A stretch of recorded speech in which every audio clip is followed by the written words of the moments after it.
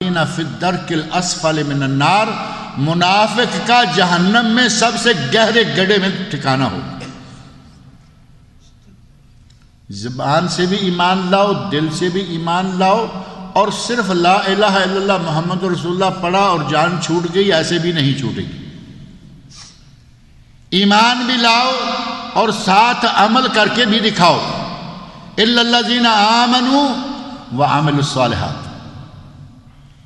اور ایمان کے 6 ارکان معروف ہیں، ان 6 پہ آمنت باللہ وملائکتہ وکتبہ ورسلہ والقدر خیرہ وشرہ والبعث بعد الموت۔ اگر ان 6 میں سے کسی ایک پر ایمان نہ ہوا تو ایمان نامکمل ہوگا۔ ایمان لاؤ، عمل صالح کرو، نیک عمل کرو۔ اور نیک عمل کون سا ہوتا ہے؟ نیک عمل یا مقبول عمل وہ ہے جس عمل میں کم از کم 2 شرطیں پائی جائیں۔ ایک تیسری شرط ہے جس کے بارے میں اختلاف ہے کہ وہ ہے نہیں ہے۔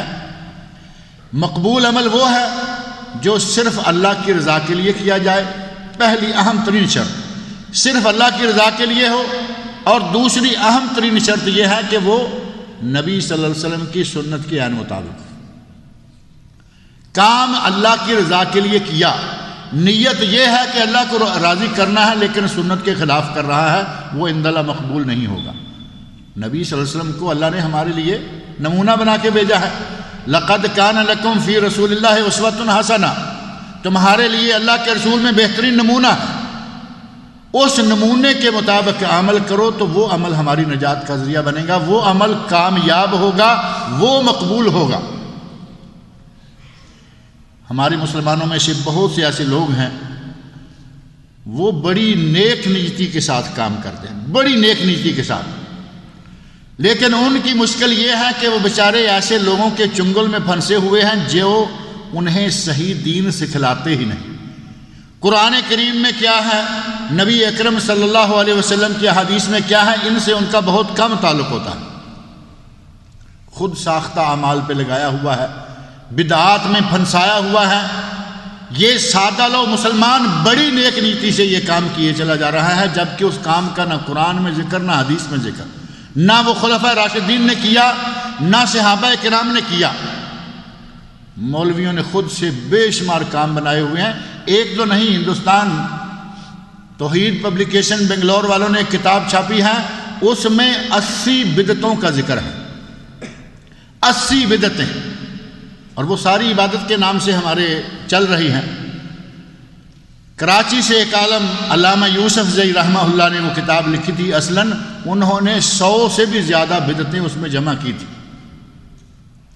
لیکن اس کو ایڈٹ کرتے وقت ہم نے کچھ چیزیں جو آج نہیں ملتی ان کو نکال دیا تھا، تو 80-90 بدعتیں، 80-90 جعلی عبادتیں ہمارے پاکستان اور انڈیا میں ہم سے کروائی جا رہی ہیں، ہم کیے چلے جا رہے ہیں۔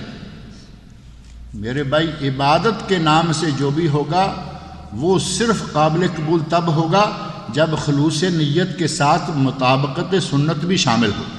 اگر سنت کے مطابق نہیں ہے وہ عند اللہ مقبول نہیں ہوگا۔ اب ہمارا عذر یہ رہ جاتا ہے کہ جی مولوی جانے اور ان کا کام جانے، ہمیں کیا معلوم ہے کہ اس میں سے صحیح کیا ہے غلط کیا ہے۔ میرے بھائی، ہمارا کام ہے، ہماری کچھ ذمہ داریاں ہیں۔ آپ نے 10 ریال کی چیز خریدنا ہو، یہاں سے شروع ہوں گے اور آخر کراس نمبر 1 تک جائیں گے، کم از کم یہ 19 کراس تو گھومیں گے، یہاں سے لے کے 19 تک ہی ہے نا، مسجد عثمان 19 پر، 19 کراس تک گھومیں گے۔ اس دکان سے اچھا ملے گا، اس سے سستا ملے گا، آپ کا حق ہے، گھومیے، سستا لائیے، اچھی کوالٹی لائیے۔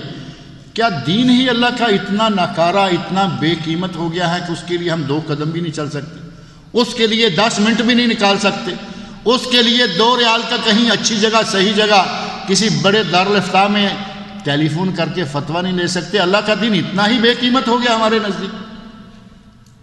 ہماری مسجد کے امام نے جو کہہ دیا وہ ہم نے اس کو حرف آخر سمجھ لیا۔ میرے بھائی، قرآن و سنت جو اصل مصادر شریعت ہیں،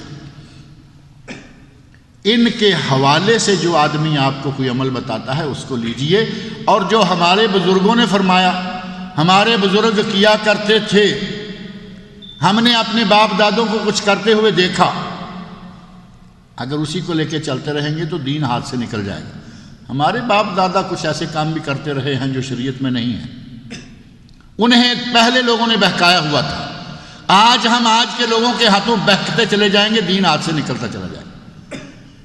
مطابقت سنت اور نیک نیت، یہ دو چیزیں، اور تیسری چیز ہے جس کے بارے میں نے عرض کیا کہ اس میں کچھ اختلاف ہے، وہ ہے کہ آدمی کی روزی حلال کی ہو۔ اگر روزی حلال کی نہیں ہے، عبادتیں جتنی چاہے ایک ٹانگ پہ کھڑے ہو کے کیوں نہ وہ اپنے ورد کرتا رہے، وہ عند اللہ مقبول نہیں ہوں گے، کیونکہ نبی صلی اللہ علیہ وسلم کے حدیث میں آتا ہے کہ حرام کا لقمہ منہ میں ڈالنے والے کی 40 دن تک دعا قبول نہیں۔ ایک لقمہ حرام کا منہ میں ڈالے تو 40 دن تک دعا قبول۔ نماز کیا ہے تو ساری دعا ہی دعا ہے۔ عقل حلال، کھانا پینا رزق حلال کا اللہ کی رضا کے لیے اور سنت رسول کے مطابق ہوگا تو یہ عمل صالح ہوگا۔ ایمان، عمل صالح، وتواصوا بالحق، اور حق کی وصیت اور نصیحت کرتے رہنا، حق پہ رہنا، اور حق کی اپنے دوسرے لوگوں کو وصیت کرتے رہنا، نصیحت کرتے رہنا۔ اور جب حق کی وصیت کریں گے تو سامنے سے پتھر آنے کا خطرہ ہے۔ جب لوگوں کو کہیں گے کہ حق پہ رہو تو ایسا نہیں ہے کہ ہر وقت آپ پہ پھول ہی نچھاور کیے جائیں گے، پتھر بھی آئیں گے، گالی گلوچ بھی آئے گا۔ ہم کوئی نبی صلی اللہ علیہ وسلم سے بڑے تو نہیں ہیں نا۔ نبی صلی اللہ علیہ وسلم اس کائنات کے سب سے اعلیٰ اخلاق کے مالک، جن کے اخلاق کی اللہ نے قرآن میں شہادت دی، اِنَّكَ لَعَلَىٰ خُلُقٍ عَظِيمٍ، اے میرے نبی آپ خلق عظیم کے مالک ہیں۔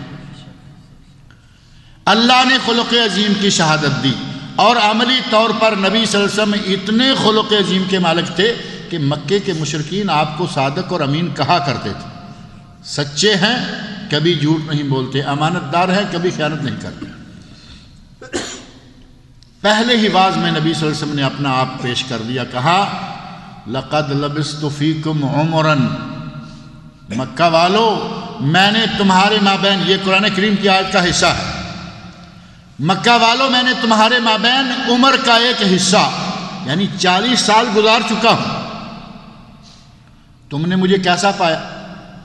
جھوٹ بولتے پایا؟ سب نے بیک زبان کہا ما جربنا علیک کذبا، ہم نے کبھی تمہیں جھوٹ بولتے ہوئے نہیں دیکھا۔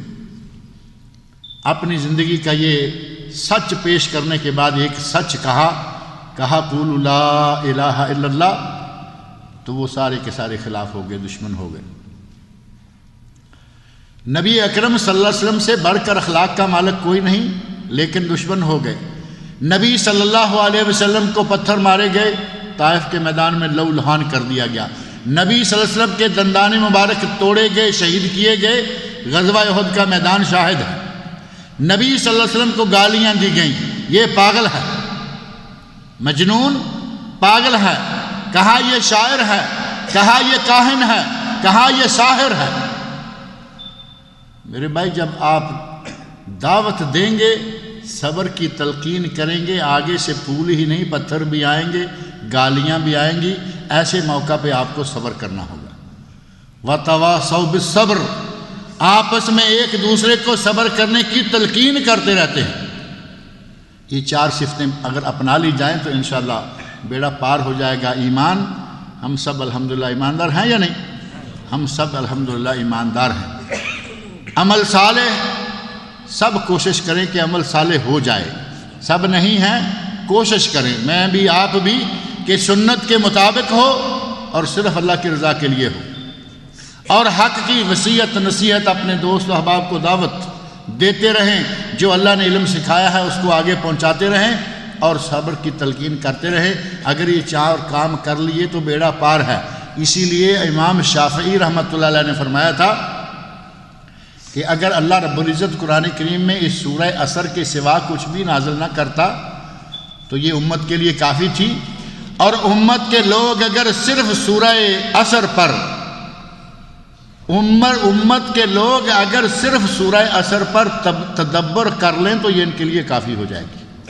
اللہ تعالیٰ مجھے اور آپ سب لوگوں کو سورہ عصر پر تدبر کرنے کی، اس میں احکام جو آئے ہیں ان پر عمل کرنے کی، اور پورے قرآن کریم کو پڑھنے کی اور اس پر عمل کرنے کی، نبی اکرم صلی اللہ علیہ وسلم کی احادیث کو پڑھنے اور ان پر عمل کرنے کی توفیق عطا فرمائے۔ اللہ تعالیٰ مجھے اور آپ سب لوگوں کو نیک عمل سے توفیق سے نوازے۔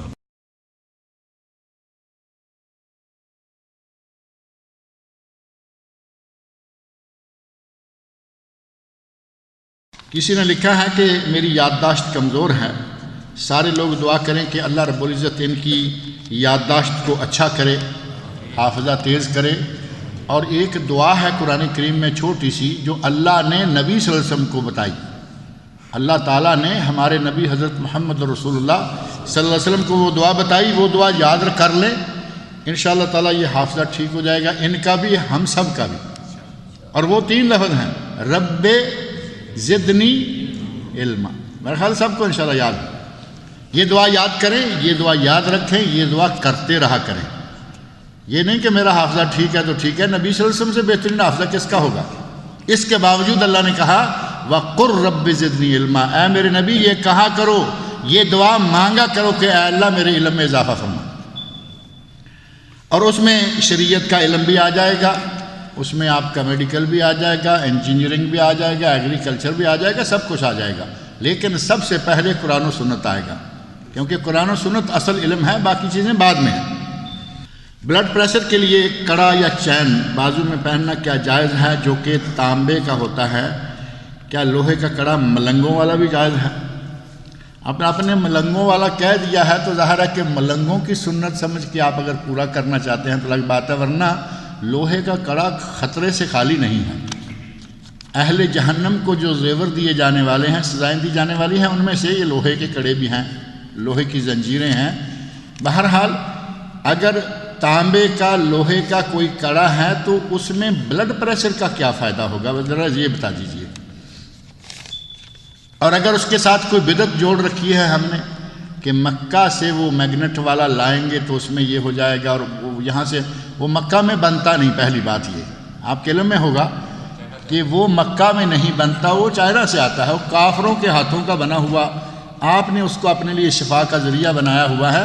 بلڈ پریشر کے لیے بہت سارے علاج ہیں، ڈاکٹر ہیں، حکیم ہیں اور ہسپتال ہیں، دعائیں ہیں، اللہ سے دعا مانگیں۔ یہ کڑے وڑے جو ہے نا، کڑے کا لفظ ہی کوئی اتنا اچھا نہیں ہے، یہ کڑے سے جان چھڑائیے۔ اگر آپ کو بلڈ پریشر کے لیے اللہ کے کلام میں سے، قرآن کریم میں سے یہ جو فارمیسی الہی ہے، صیدلیہ الہیہ، اس میں سے بہت ساری آیتیں موجود ہیں، نبی صلی اللہ علیہ وسلم کی بتائی ہوئی دعائیں موجود ہیں۔ آدمی تھوڑا سا توجہ دے، 2 ریال کی حسن المسلم کتاب ملتی ہے، دارالاسلام سے بھی ملتی ہے، حتیٰ کہ وہ تو عربی مکتبوں میں بھی موجود ہے، عربی لائبریریوں میں بھی وہ پڑھی ہے، اردو والی۔ عربوں کو معلوم ہے کہ ہمارے اردو والے بھائی بہت سارے ہیں، انہوں نے بھی کاؤنٹر پہ رکھی ہوتی ہے، پاکٹ سائز 2 ریال کی، بیماریوں سے شفا، تنگیوں پریشانیوں سے خروج اور نکلنا، اور مختلف قسم کی بے شمار دعائیں 2 ریال میں کتاب ملتی ہے۔ وہ جیب میں ڈالے، کہاں کڑا پہنے پھریں گے سکھوں کی طرح؟ کڑا کن کا ہوتا ہے؟ کڑا، کرپان، کیس، کچھا، یہ سکھوں کی علامتیں بڑی مشہور ہیں۔ کڑے کو چھوڑے، اور اس کے ساتھ جو ہمارے لوگوں نے کرامتیں لگا رکھی ہے نا، اس میں بلڈ پریشر، اس میں یہ، اس میں وہ، چائنا والے کہاں اس میں دم کر کے بیچتے ہوں گے؟ چائنا والوں نے اگر اس میں کوئی دم کیا ہوگا تو وہ بھی آپ کو معلوم ہوگا کہ کیا دم ہوگا۔ لہذا قرآن کریم کی آیات پڑھیں، نبی صلی اللہ علیہ وسلم کی بتائی ہوئی دعائیں پڑھیں، اور حبہ سودا، زیتون، شہد، آب زمزم، یہ 4 چیزیں استعمال کریں، انشاءاللہ یہ سارے بلڈ